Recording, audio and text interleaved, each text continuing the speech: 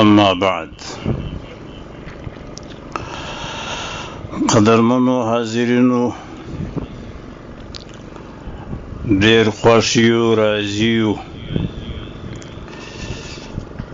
چې زموږ په جلسه کې هغه مشایخ کرام حضور لري چې د کلو زموږ ورته انتظار وو او زموږ به دا ارمان وو چې موږ ودی په یوه جلسه کې سره یو ځای شو. دا ارمان د کلو سره راسره وو. الحمدلله نن مو دا ارمان پوره شو. هغه مشایخ چې د کلونو څخه موږ ورته په انتظار وو، لکه جناب علامة العصر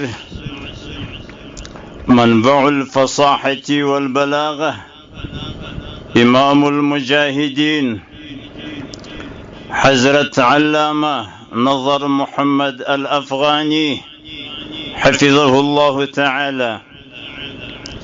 دوهم جناب قدرمن زموږ خصوصي میلمه د کابل سراغلی مناظر اسلام حضرت مولانا محمد حکیم مظهری حفظه الباری. دریم جناب قدرمن زموږ خاص میلمه د کابل سراغلی حضرت مولانا مفتی حسن حفظه الرحمن. سلرم جناب قدرمن المناظر الكبير الشهير مناظر اسلام حضرت مولانا عبد الخالق فاتح آغا صاحب حفظه الله تعالى. دا هغه کسان و چې د کلو زموږ انتظار و چې موږ ودی په یوه جلسه کې سره یو ځای شو. الحمدلله دا ارمان مو پوره شو. ثم الحمدلله. زه د خبرو اراده نه لرم ولی خو ډیر ناوخته دی. فقط یوه خبره لرم، د مشایخو علماو په تایید یوه خبره در سره شریکوم، ستاسې توجه غواړو.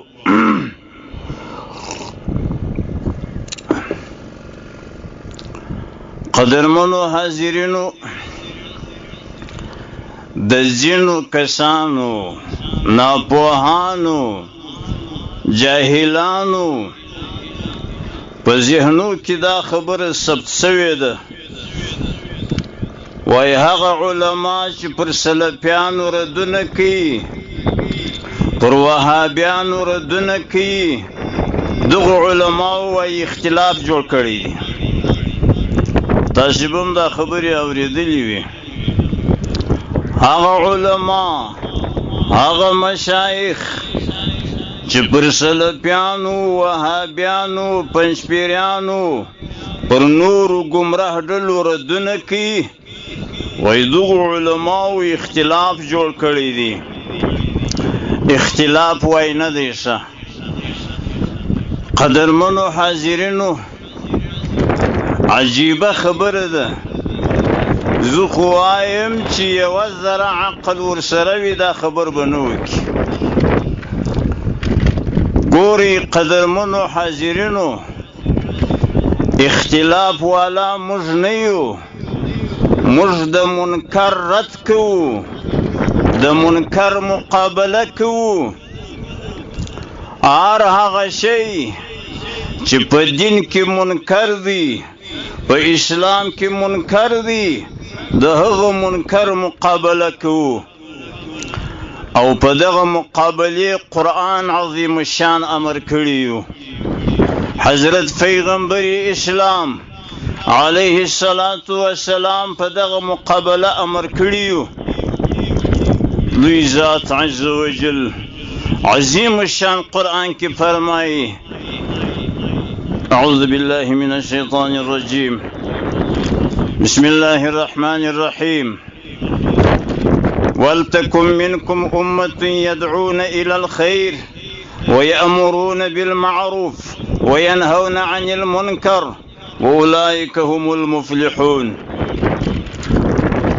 اللہ عز و جل فرمائی اے ازما بندگانو پتاسی کی بخامخا داسی جماعت وی داسی ٹولی بوی چی دا هاغ ٹولی دا هاغ جماعت بداوزی پوی چی خلق با اسلام ترابولی او امر با پا معروف کوی او منع با دا منکر سراولی او دا کسان با هم کامیابی.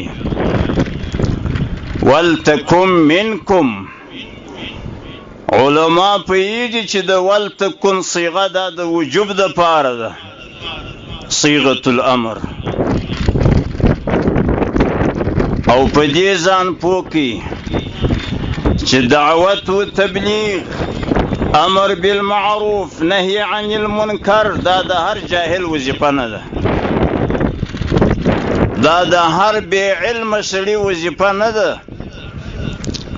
علامہ جلال الدین سیوطی رحمه الله تعالی دغه آیات کریمه په تفسیر کې تفسیر جلالین کې اول جلد و 50 صفحه کې داس عبارت لیکي ومن للتبعيض لأن ما ذكر فرض كفاية لا يلزم كل الأمة ولا يليق بكل أحد كالجاهل. ويلفظ من التبعيض فاردي ولتكن منكم مطلوب دا چه دغه وظیفه دعوت و تبلیغ امر بالمعروف نهی عن المنکر دا هر چا وظیفه نده دا بعض کسانو وظیفه ده. اغا علماء دی اغا فقها دی او دغه وظیفه پر ټول امت لازمه هم نه ده دا یو فرض کفایي دی امر بالمعروف نهی عن المنکر او دا هر جاهل سره لیاقت نه لري. جلال الدین سیوطی رحمه الله وسو دنیوی مصنفات لري وسو دنیوی کتابونه جوړ کړي دي حافظ د قرآن دی حافظ د احادیث دی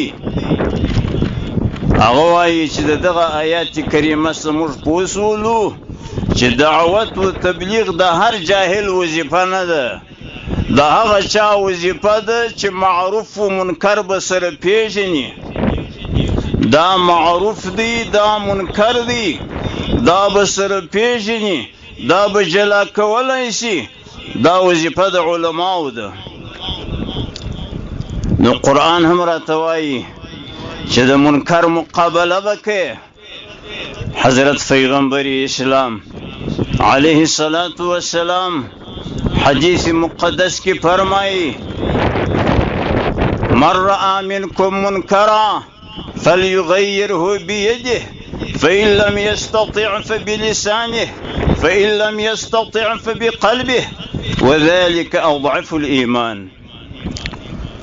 پیغمبر علیہ الصلاة والسلام وائی اے ازما امت اے محمد امت کپتاسی کی د یو چا پر یو منکر علم راغی چاغه دی پلانکی سړی په منکر اخته دی نو دغه څوک چې پر منکر عالم سو دا به د دې منکر مخه نیسي د دې منکر مقابله وکړي فلیغیره بیده. گوری حدیث مقدس کم دا امر صیغه راله فلیغیره. نو پیغمبر صلی اللہ علیہ وآلہ وسلم فرمائی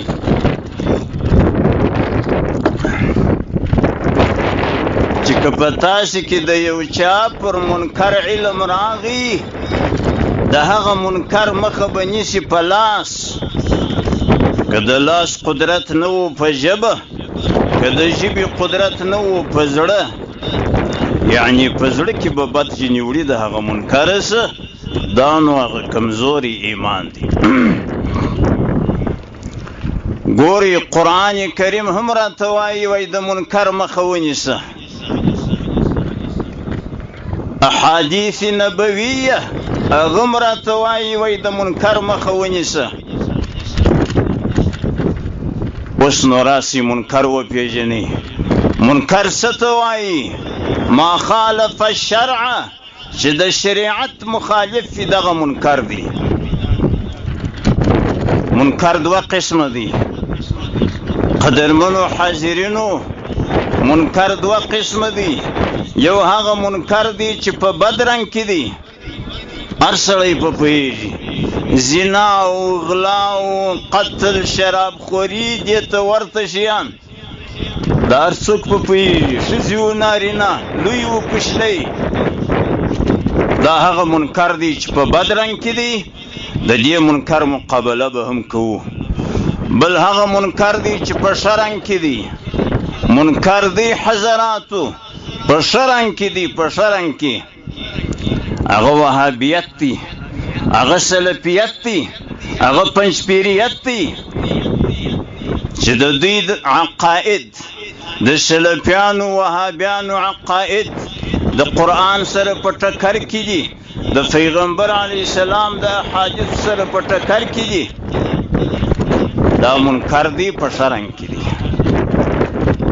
دا د قال الله و قال الرسول په پوښ کې دی. دا منکر دا د اسلام په جامه کې دی. دا د قرآن په رنګ کې دی. دا د حدیثو په پوښ کې دی. دا منکر. د دې منکر مقابله به هم کوو. رد منکر کوو. رد منکر. وابي څه درته وایي؟ وایي پر وابیانو مه لګېږئ، اختلاف جوړېږي. قدرمنو حاضرینو، موږ رد منکر کوو. موږ عام خلق اتفاق ته رابولو. موږ رد منکر کوو. دا چې څوک رد منکر ته د اختلاف رنګ ورکوي، دا عظیم جهل دی، دا عظیم حماقت دی، دا بېعقلي ده، دا ناپوهي ده. دا اختلاف نه دی پر سلفیانو رد. وایي پر سلفیانو رد مه کوئ، باره اختلاف جوړېږي. ښه نو سبا او بل سبا که چا زنا کول هم رد مه پر کوه، باره اختلاف جوړېږي. که چا شراب خوري کوله، که چا قتل کاوي، چا غلاوي کولې، کار مه په لره، باره اختلاف جوړېږي. ښه نو د امر بالمعروف د څه دپاره دی؟ نهي عن المنکر د څه دپاره دی؟ نو موږ اختلاف نه دی راوستلی. موږ فریضه ادا کوو چې قرآن و حدیث راته وایي د منکر مخه ونیسئ. موږ د منکر مخه نیولې، په قرآن مو عمل کړي، د پیغمبر علیه السلام په احادیثو مو عمل کړي. اختلاف چا جوړ کړي؟ په امت کې اختلاف چا راوستلی دی؟ اختلاف وهابیانو جوړ کړي. ګوري هغه کسان چې د دین پر مشروعاتو د بدعاتو فیصلې کوي، دغو کسانو په امت کې اختلاف راوستلی دی.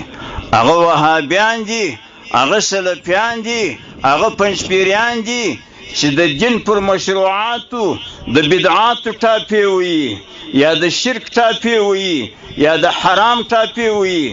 دغو کسانو اختلاف په امت کې پیدا کړي. د دین مشروعات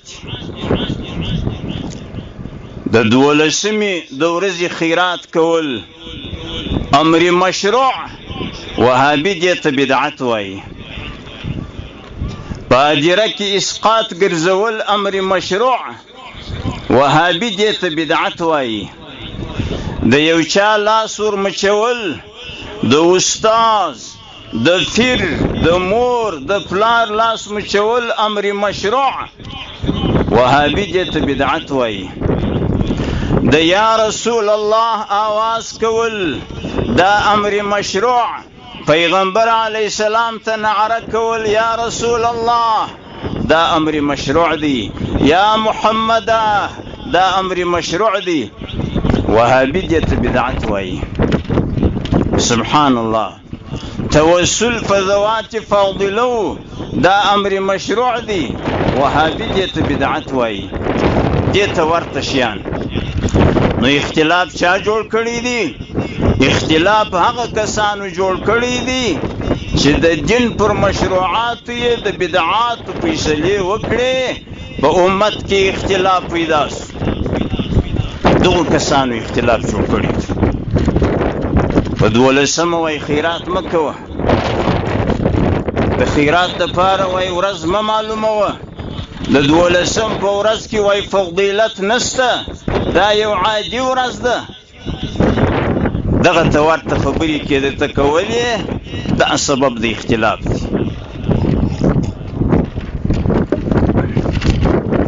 نو اختلاف سلفیانو راوستلی دي.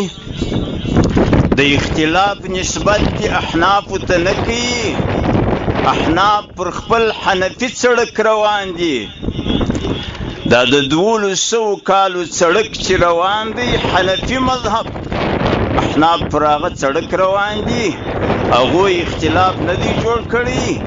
اختلاف دغه کسان جوړوي چې د دین مشروعاتو ته بدعات وایي، د دین مشروعاتو ته شرکیات و خرافات وایي.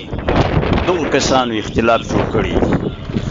او زموږ ستاسې وظیفه امر بالمعروف نهی عن المنکر، او دا وظیفه به کوو، دا وظیفه به نه پرېږدو. د منکر رد به کوو، د منکر مقابله به کوو. قرآن و حدیث امر به کړي. او واوري دا خبره، که چیرې په امت محمدیه کې د منکر رد پاته سو، امر بالمعروف پاته سو، نهی عن المنکر پاته سو، نو بیا به عذابونه راځي. عذابونه چې راله بیا به دعاوې کوو، دعاوې به نه قبلیږي. حضرت پیغمبر اسلام علیه السلام فرمایي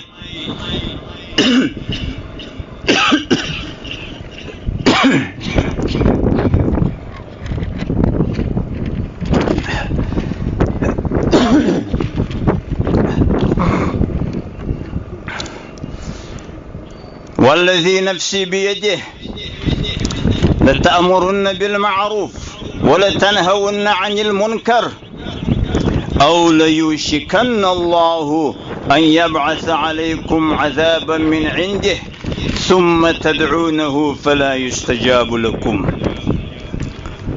پیغمبر علیه السلام وایي زما دي قسم یې په هغه ذات چې زما روح د ده په قبضه کې ده، تاسې به امر بالمعروف نهی عن المنکر دا وظیفه خامخا ادا کوي.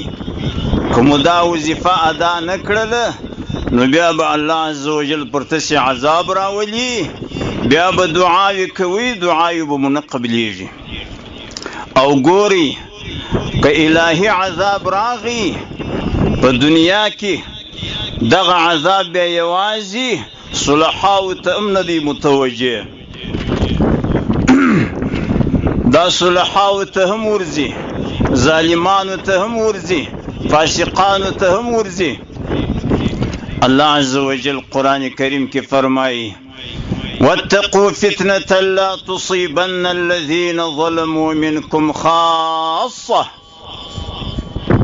الله عز وجل فرمایي ځان وساتئ د هغه دنیوي عذاب څخه. که چیرې دنیوي عذاب پر تاسې راغی دا به یوازې ظالمانو ته نه ورځي، ظالمانو ته به هم ورځي او صلحاو ته به هم ورځي. دغه دنیوي عذابونه دا تسلط د ظلمو، دا د کفارو تسلط چې پر موږ و تاسې وو، دا تسلط د ظالمانو دا عذاب نه دی، دا عذاب دا دی پر ټولو خلقو راغلی دی. دا کاختی چې راځي دا یو عذاب دی، دا ګرانی چې راځي په بازارو کې دا یو عذاب دی، دغه عذابونه چې راځي ډېر اسباب لري، خو هغه اهم سبب یې دا دی چې امر بالمعروف او نهي عن المنکر پاتې سي. علما د منکر مخه نه نیسي، د منکر مقابله نه کوي، نو به د عذابونه راځي. الله عز وجل دی تاسو ته اجر عظیم درکړي چې زموږ په جلسه کې مو برخه واخیسته. الله عز وجل دی موږ و تاسو ته دا توفیق راکړي چې د منکر مقابله وکړو، د منکراتو مخه ونیسو، او کم کسان چې د منکر رد ته د اختلاف رنګ ورکوي، دا نو یا لیونی دی یا په اعلی درجه جاهل دی. وصلی الله تعالی علی رسوله.